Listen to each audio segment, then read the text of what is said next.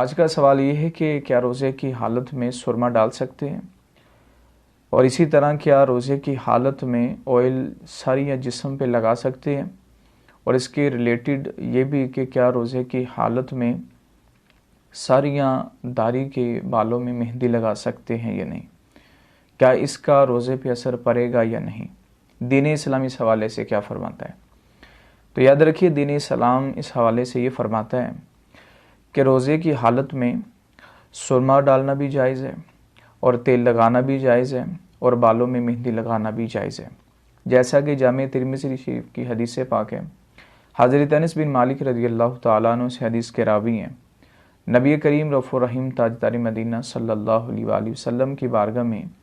ایک شخص حاضر ہوا، عرض کی یا رسول اللہ صلی اللہ علیہ وآلہ وسلم،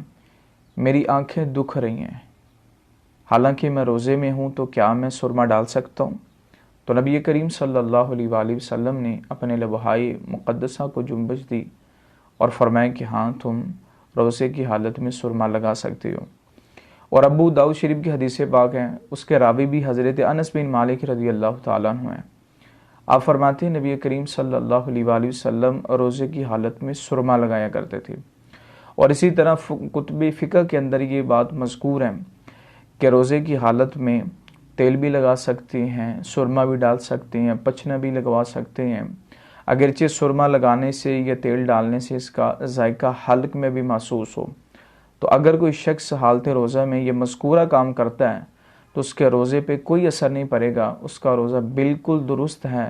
اور روزہ اس کا نہیں ٹوٹے گا۔ اللہ کے حضور دعا ہے کہ اللہ تعالی ہمیں عمل کرنے کی توفیق عطا فرمائے۔